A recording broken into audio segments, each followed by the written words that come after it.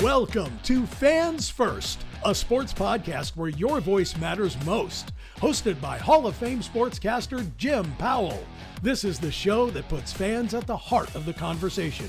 Whether you're cheering in the stands, screaming at the TV, or debating with friends about the latest trades, Fans First is here to amplify your thoughts, your insights, and your love for the game.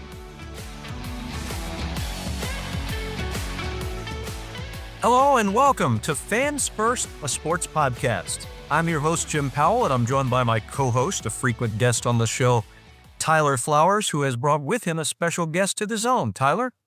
Chris Sale, welcome to the show, buddy. Thanks for coming with us. Absolutely. I got and had to jump on this. Well, we'll set the tone. Congrats from everybody, especially easy for me, former catcher, and within your organization on the Cy Young Triple Crown.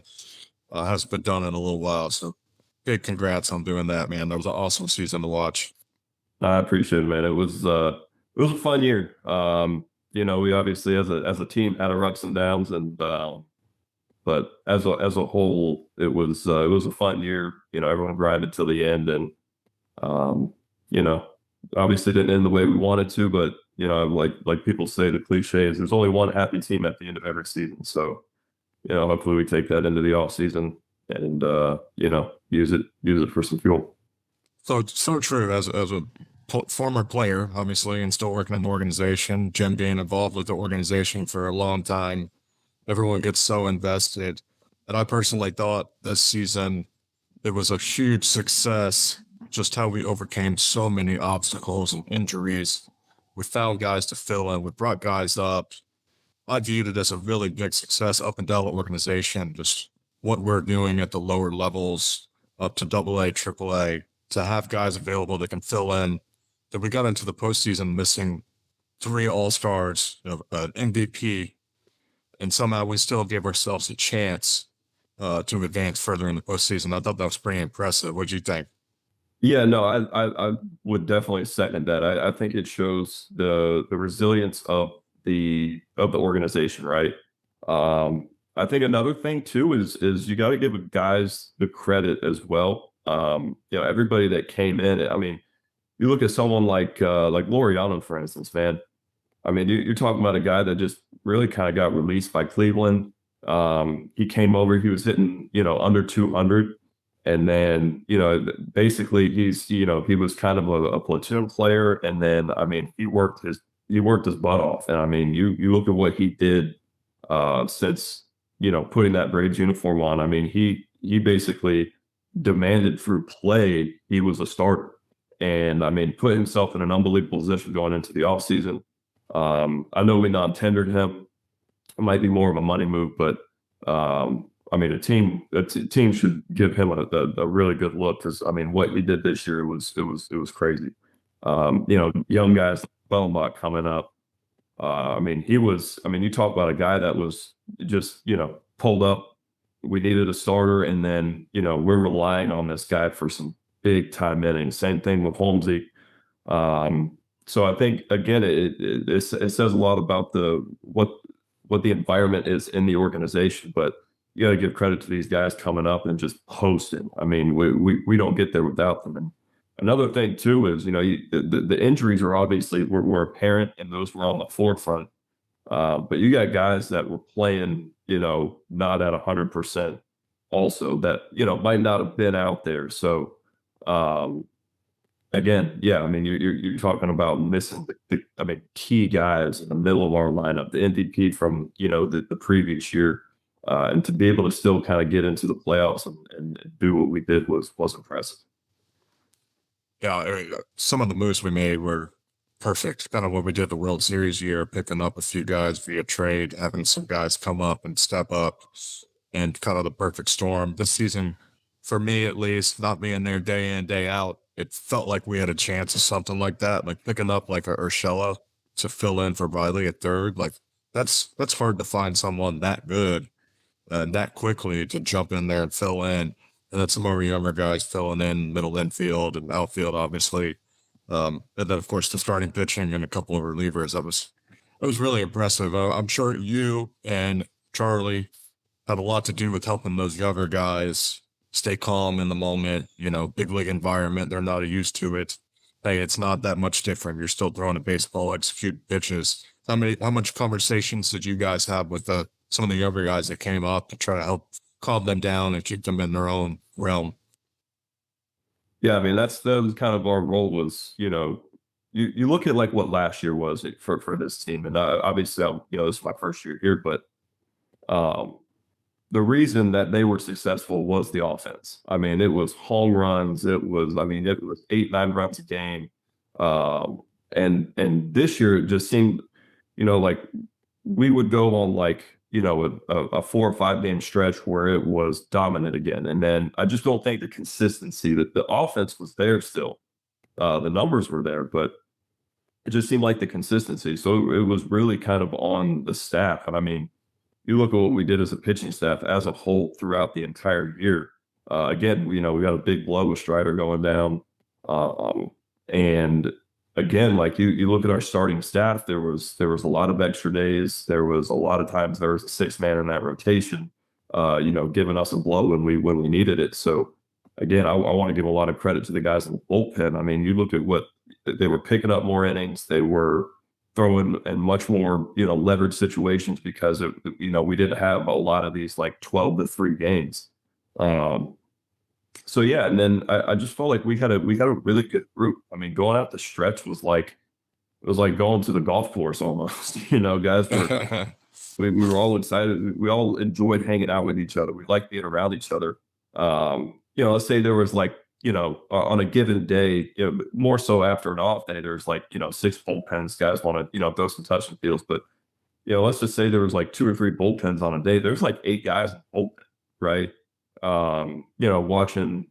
Watching guys throw, guys are, working on things. And it just seemed more of like kind of like a group effort. I'd be out there throwing a bullpen. There'd be 2 other guys behind me. And next thing you know, we got 6-7 guys out there just kind of hanging out and just baseball talk. Another really cool thing that we did this year, or the Braves did for us, was team breakfast, right? Unless we had a day game, we always had team breakfast at like in one of the banquet rooms or ballrooms at the hotel. And I just noticed there was a lot of times it was, guys going down there, we're eating breakfast, and next thing you know, well, breakfast is come and gone. We're still just kind of hanging out around there, talking shop. And so it was just a really good group this year. I've always felt like, I started out my career with the Braves coming up and then traded to the White Sox where you and I met and then came back to the Braves. But like character makeup of people in this organization is a priority. I think what you're just talking about is a huge reflection of the organization's philosophy. And like it's quality people that can happen to be quality baseball players as well. And I think that's why we've been so successful for such a long period, is that we prioritize that, not just the stats on the back. We want those to be good, but we also want good people and creating a good environment.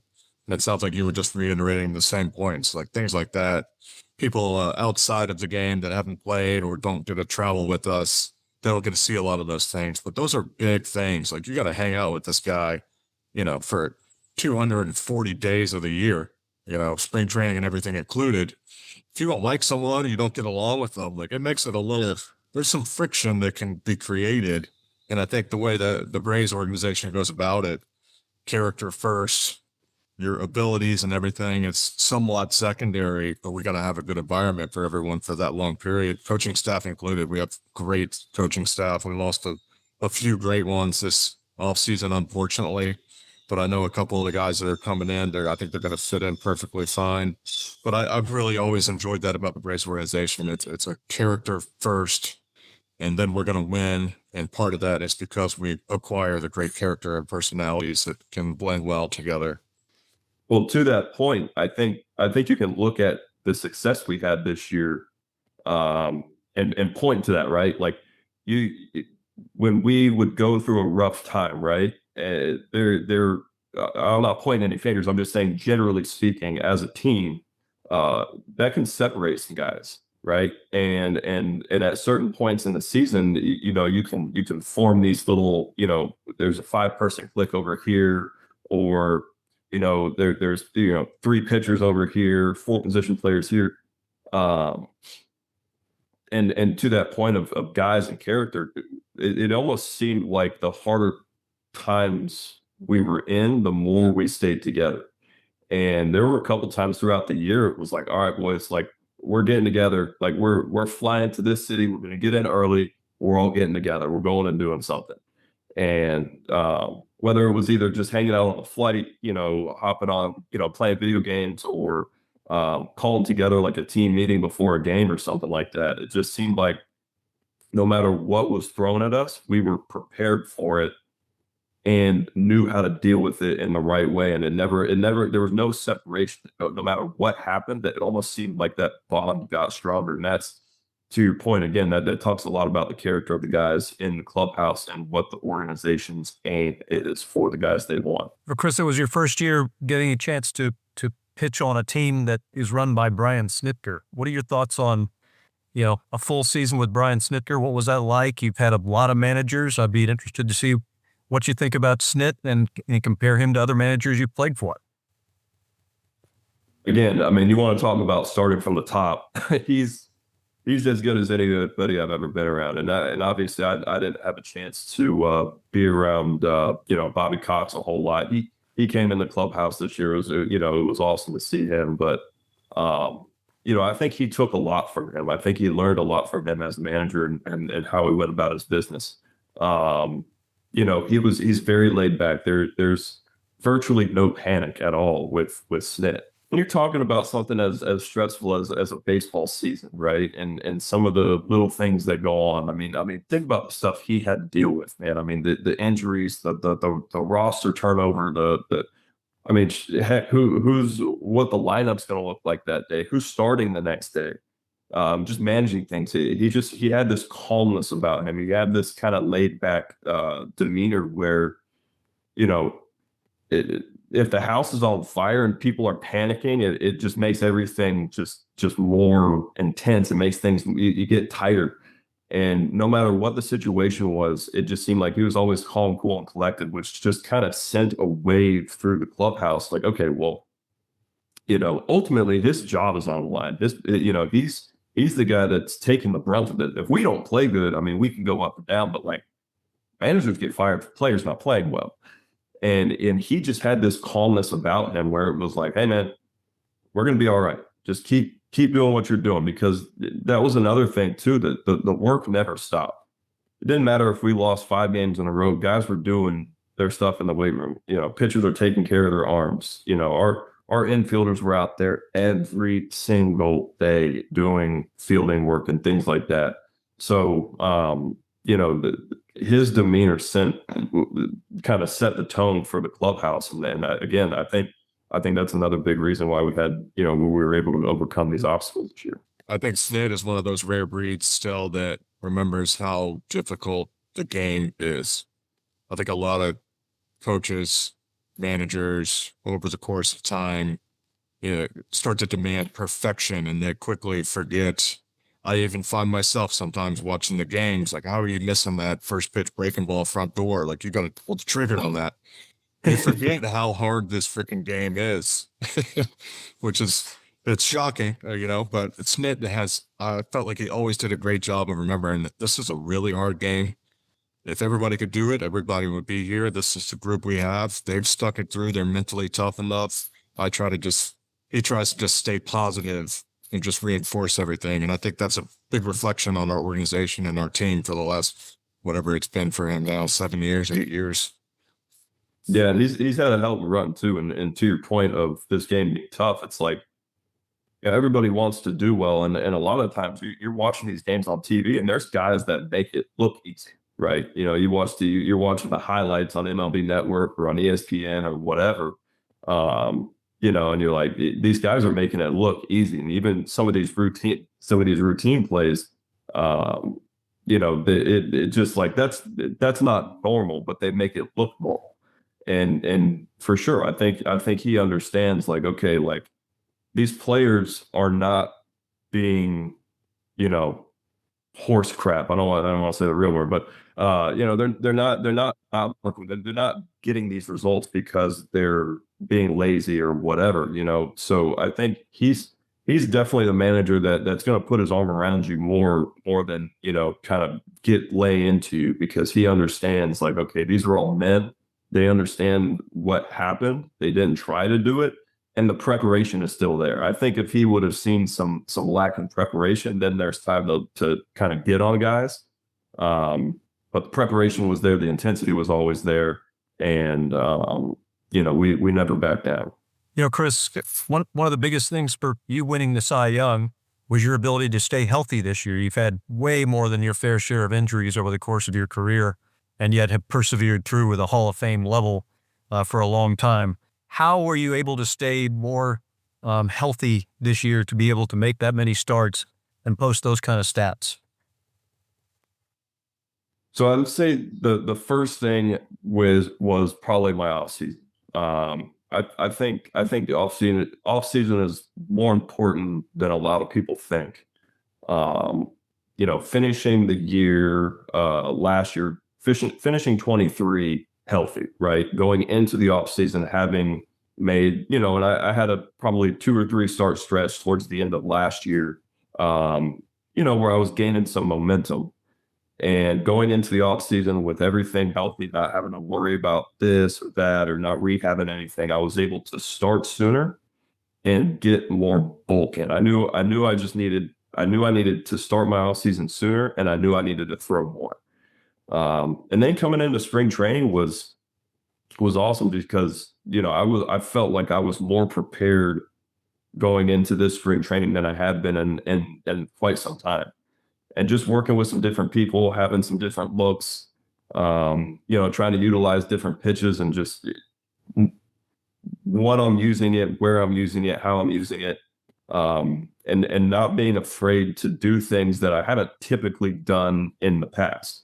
Throwing a few more changeups this year, I think, throwing changeups to lefties, 2 seamers into righties, not being afraid to just kind of keep hammering the slider. So I think there was a lot that went into it. And again, I can't stress enough what, I said it the other day. I think I only gave up 1 earned run this year. I had multiple home runs robbed that would have, tacked on 2 or 3 runs in a couple starts. Infielders making diving plays, even just keeping balls in the infield, guys not being able to take the extra base. Again, like I talked about my bullpen, I mean, once I handed the ball to them, I just kicked my feet up. I know the game's over. And then, offensively, I felt like I was the guy this year. It seems like you got the day game guy, you got the bad weather guy. I felt like I was the run support guy. I mean, it's just, I'd go out there, I'd pitch 2-3 innings, and I'd look up, and I'd have 5 runs of support on the board. So a lot goes into it, and again, I can't put enough emphasis on, Sal, who was an unbelievable game player. He was like having another pitching coach there. With Travis and Murph and Trumpy. Trumpy got me out of the gate this year with my first few starts. So, those guys were working their butts off behind the plate for me, and it wasn't always easy. I know some of the intricacies of the game, some people might not pick up, but there's a couple of days I got sliders going left, and that's not good. So they're having to navigate me not having 1 or 2 pitches or command of my fastball. I feel like I had 2 or 3 starts in a row where my fastball was it was so far around the zone, and I could only throw strikes with my off-speed pitch. And they're figuring out a way to make that work while still throwing fastball. So again, I can't thank my guys enough that I had in my corner this year. Yeah, I was thinking about this earlier as a guy that still has the most innings caught from Chris Sale. Yeah. I felt like a big part of your success, obviously the work you put in to get healthy, the work you put in the offseason, getting ready in spring training, that was obviously a huge factor of it. But a lot of what I kind of saw transpire over the course of the season versus maybe more so your time in Boston was utilizing that changeup a lot more often, and especially to both sides, lefties and righties, which that was something we did early on. I don't even know if you know this, but Coop in Chicago, he used to give me a quota. You can only use 10 sliders today, so use them when you deem appropriate, but you're only going to use 10 from Chris Sale. And I'm like, well, how the heck am I going to do this? And that's why we were so change-up heavy. But your change-up is a weapon with your arm slot and the crossfire and everything. It comes out looking the exact same, and it's just a dead fish minus 10 miles an hour. And again, I've always thought this, like when you're facing Chris Sale, you got one or two approaches. You can wait him out, try to get his pitch count up, or you got to attack first pitch. You got to be ready to go right out of the gate. And I'm sure, Chris, you remember this. We had that game against Burley where both teams kind of took the same approach. It was like a 2-hour game, right? It was like 2-1 via a couple errors. But they both were like 85, 90 pitches, complete games on both sides of the ball. So I've always thought about that. Like, you got to approach it, you got to bang them, or you got to wait them out. And if you wait them out, you might be in trouble, and you might just start punching out everybody. If you try to bang him, it's going to be a complete game because you better square up a few because he's not going to give up too many mistakes. But again, back to my point, I thought your changeup utilization this season probably really helped you a lot to keep the guys a little more off balance instead of looking straight to seam or slider. Now all of a sudden there's that fourth dimension with the depth, utilizing that changeup and the change of speed. Well, and I think just with my arm health, I was able to kind of get that pitch going a little bit more. It just seemed like I was, over the last few years, I was so slider heavy, and just dealing with some of the things I had to deal with injury wise, my arm so honestly, I just felt like it didn't work this way, like getting my hand out in front. And I feel like throughout as the season got along, it got better because I was throwing it more. It was something that I was paying more attention to. And it was weird. It was almost like I looked at it as a weapon as opposed to in years past, it was just kind of, I always looked at it as my third pitch. I'll throw it, 2-1 to try to steal a strike, or 1-0 just to kind of get them off the heater. This year it was, okay, I'm going to throw this 1-2. I'm going to throw this as a strikeout pitch. I'm going to throw this, shoot, I think I threw one to Otani, and I was like, all right, man, you better I used to think of it as like your best pitch. Yeah, I was forced into that a little bit because I could only throw 10 freaking sliders, but I used to think of it as your best pitch. Like I think we started out a couple games like first pitch changeup, like Alcides Escobar, the Royals shortstop guy. Remember, he just turn it loose every time, and it's like, we're going first pitch changeup, Chris. Let's go. We could go on his front foot, then we could blow him away and back foot him. But I always thought of that as like one of your best pitches. I've actually been talking to Coop a lot recently. We've been texting back and forth a lot. And how smart of him not to even bring me in that conversation. Well, yeah. The Coop on him right there, and just the catchers, the coaches, all the, Coop knowing like, okay, don't tell Chris. He's not smart enough to figure this out on his own. He's not going to shake you off. I think he shook me off one time, and that was when we had to retaliate, and you wanted me to set up inside. Oh, yeah. I think that's the only time he shook. Yeah, I only really remember 2 instances of shaking off, and I think one of them was that instance, and the other one was I think I had just given up a homer or a big double that cleared the bait. Something happened. Victor Martinez. And that was the called, other one. And I'm like, I'm throwing a fastball, and I'm going to try to throw this thing through the concourse. Was he, I can't remember, was it Victor Martinez or was it Prince Fielder? Honestly, I think he ended up drilling him. I remember something happening and off speed being called, and me just going, no, I need to throw it here, and I need to get this frustration out, and I'm going to try this thing through a literal brick wall. I think it was Prince Fielder, and you threw it about 102 and accidentally squared him up in the front shoulder. I think that one rings a bell to me. Might have been. Definitely, it wasn't on purpose. It was just fire the crap out of it. I've had maybe a handful of instances where that's happened. So sometimes this motor was running a little hot and boil over a little bit. Yeah.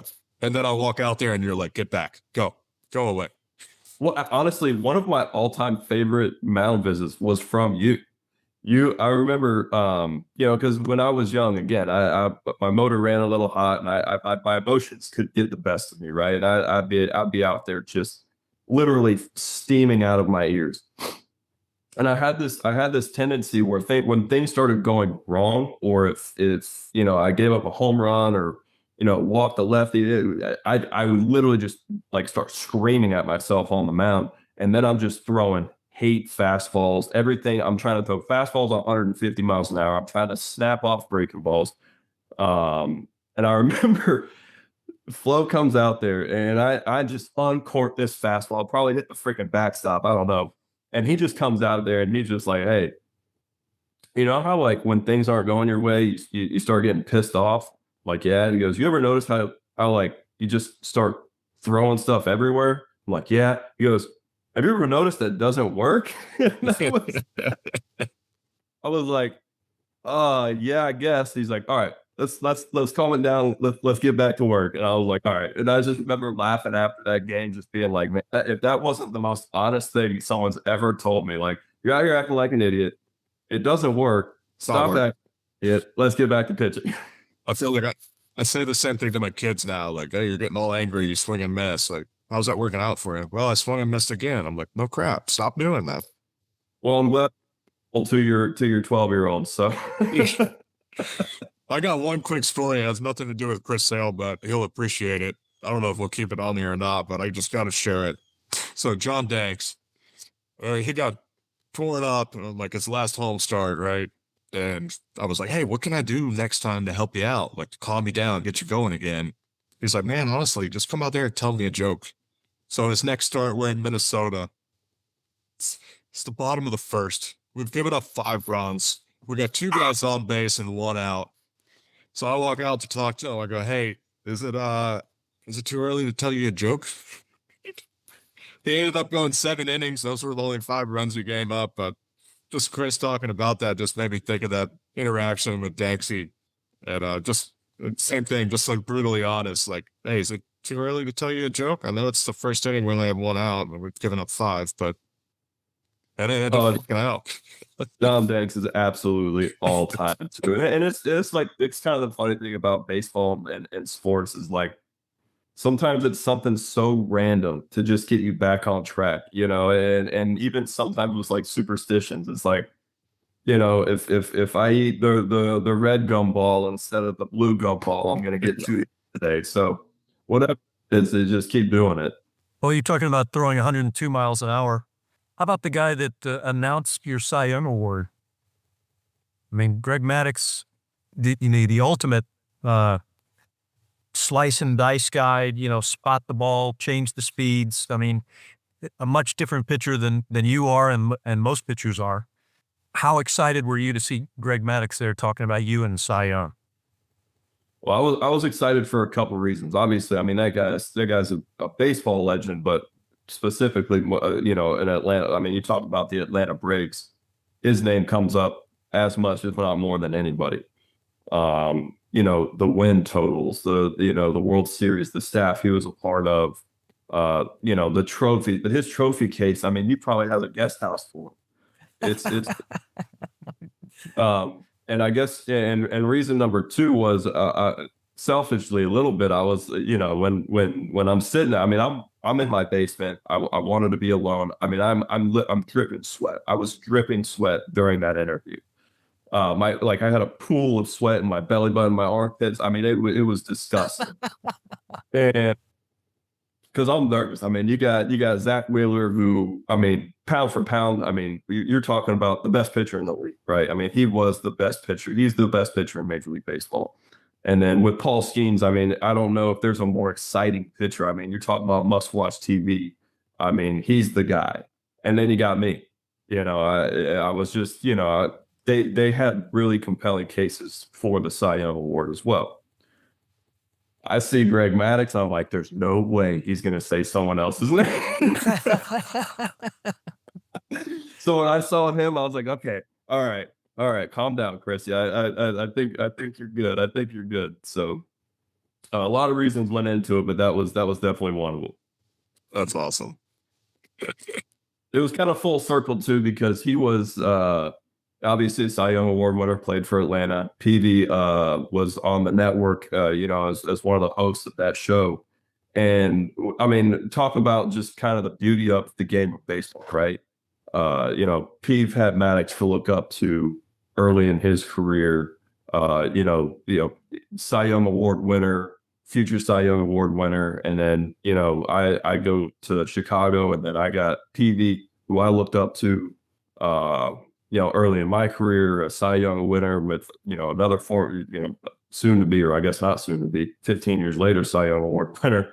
But it was just kind of cool to see, that whole interaction, with him and Jake and myself and the Atlanta ties. It was a special night for me for sure.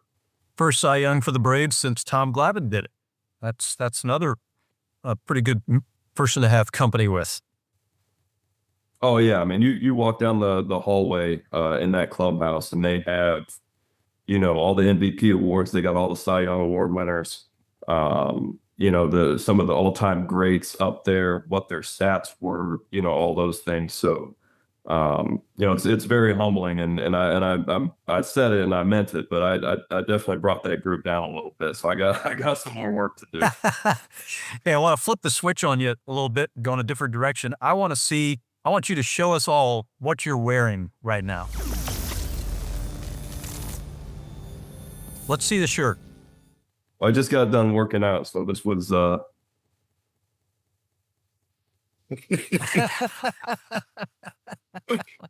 I got a story about that too. So at the All-Star game this year, I met the pitching ninja himself. Rob came up, and we were doing our our media day.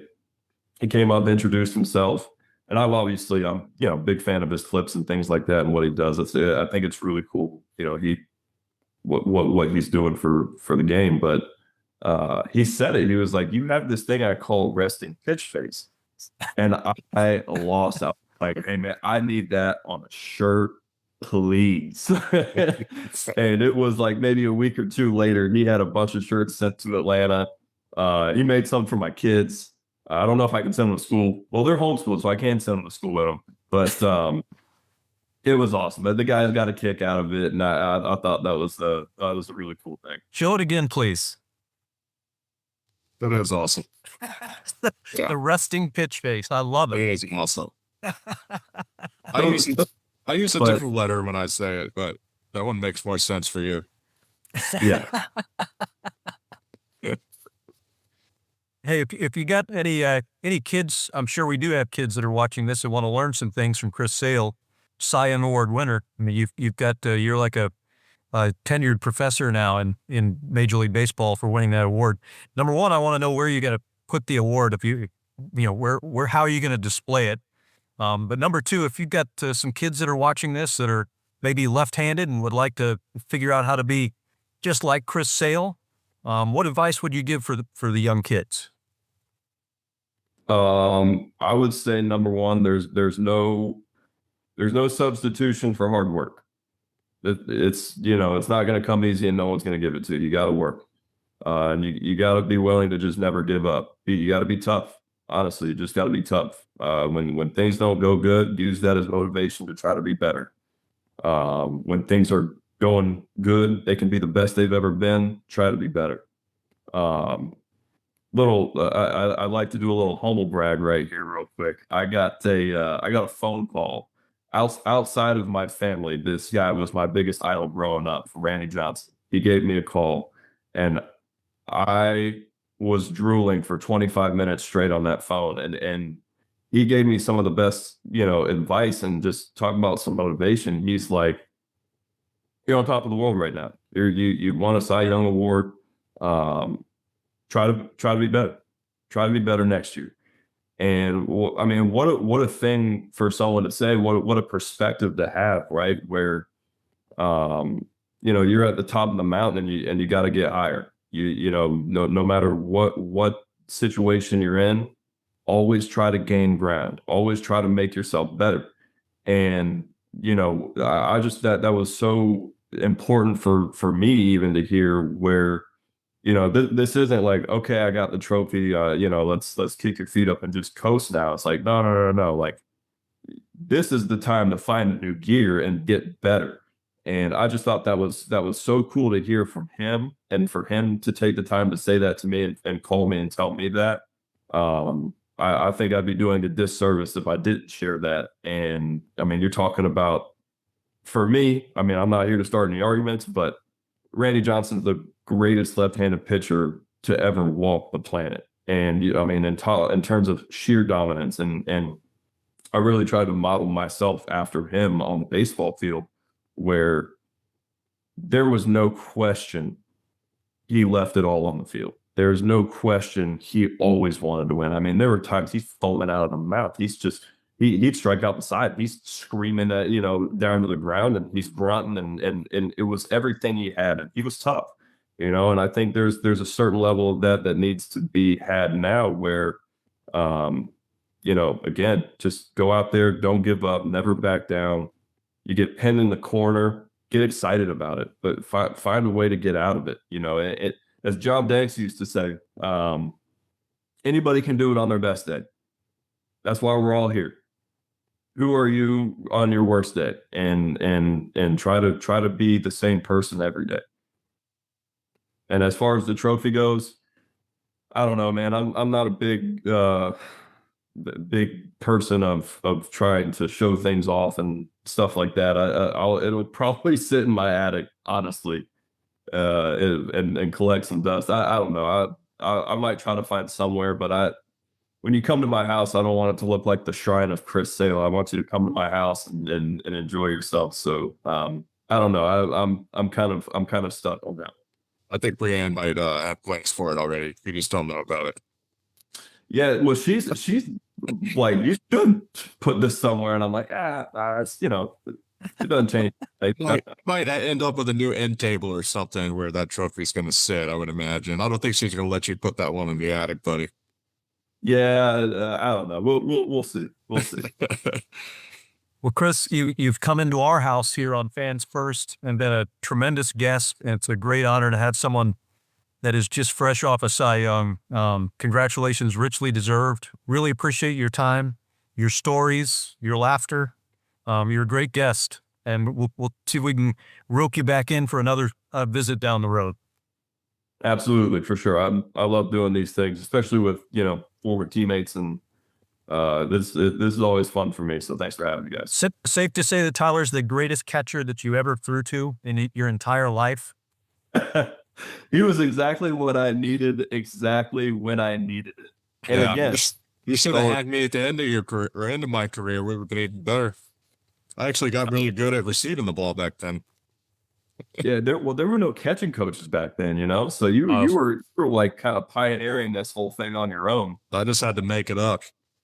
And I'll be honest, I don't know if I'll ever have a catcher catch as many pitches in my career as you did. I mean, what's the? I think I have like 80 innings over Sandy. Okay. So yeah. Probably not. Be the next one, and then maybe Fastia after him, and then AJ. Yeah. But I mean, you got a long way to go with Murph. Unless you're pitching to 44, I think I got the reins. Oh, dude, if I'm pitching at 44. Hey, thanks for coming on, man. We've enjoyed it. Great catching up with you and everything. Reminiscent a little bit. I feel like I could go catch right now, but then I realized my back hurts again, so probably not. Where I shot him a text, I said, "You got to catch my first bullpen of spring training, right?" He's like, "Yeah, I won't be able to move for a week." Yeah, no, he's stuck. I could catch the first pitch of the bullpen. That's probably about it. I like that. I'll hold you to that. I'm catching 10-year-olds right now. That's hard enough. Yeah, we'll get you a bucket or a chair back there. There you go. I appreciate it. Thank you, Chris. Wow, what a great podcast today. I mean, Chris Sale, awesome. And Tyler Flowers, of course, the perfect guy to draw out a lot of knowledge. Really enjoyed that. Look forward to watching and listening to that myself multiple times in the future. But right now it's time for my favorite segment of every Fans First podcast, and that is Get Off My Lawn. Hey, get off my lawn. David Carroll from Chattanooga, Tennessee. David, what's on your mind? Last spring, I was a very optimistic Braves fan. Well, 7 months later, not such a happy ending. Some internet expert wrote this week that the Braves have the second best roster in MLB, behind only the Dodgers. Even as a lifelong Braves fan, that's a bit of a stretch. It's a good roster of hitters when everybody's healthy and when they're playing up to their potential. Marcell Ozuna was the only one who met that criteria this year. Yeah, the Braves had some banged-up players. So did the Dodgers, maybe to even a larger degree. And so did the Phillies, the Mets, and the Yankees, among others. When you lose frontline hitters and pitchers, you start plugging in replacements and shopping the bargain bins. Sometimes you get lucky. Braves didn't get that lucky in 2024, exposing an alarming lack of depth. Berthey, Strider, Albies, Acuna, Harris, Mentor, and Riley are all out for extended periods, forcing the Braves to use guys like Forrest Wall, J.P. Martinez, Luke Williams, and Luke Jackson. That won't get you very far to October. The brightest prospect on the farm was Nacho Alvarez. With a 100 batting average in the big leagues, shows he needs more time on the grill. Alex Anthopoulos has made some moves to free up some payroll cash, so let's hope he gets a few studs to fill an outfield position, an upgrade at shortstop, and a couple of pitching slots, plus some major league caliber depth, so we won't be fielding a AAA team like we did so often this year. 89 wins wasn't bad, but it wasn't great. Make the Braves great again. Wow, David Carroll, great job on your submission. Your opinions were spot on, so we didn't kick you off our lawn today.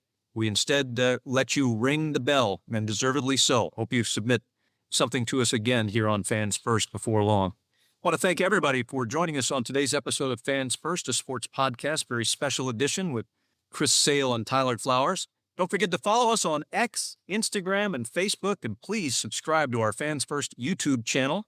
If you like our Fans First content, you can help us by making sure you are subscribed to all of our social networks. And don't forget about our Fans First website. That's the best way to find the archived podcasts that maybe you missed or you just want to revisit, like I'm going to be revisiting today's show in the future. To be included as a guest on an episode, send your voice memo, your video file, or your written memo to jim@fansfirstpodcast.com. Please keep your submissions to no more than about 45 seconds in length. If it goes on a little long, but it's really good, you'll still make the cut. And we want you to be part of our show, so we hope that lots and lots of fans will jump in with their opinions and thoughts on today's episode, future episodes, past episodes, or just things in sports in general. So glad you joined us for today's episode of Fans First, a sports podcast. We look forward to seeing you again very soon. Stay tuned, stay passionate, and keep celebrating the sport you love. Visit us at fansfirstpodcast.com to explore more. Sign up for our newsletter to receive exclusive updates and follow the podcast on social media to join our growing community of sports enthusiasts. Your voice matters to us, so don't hesitate to share your thoughts and connect with fellow fans. See you next time.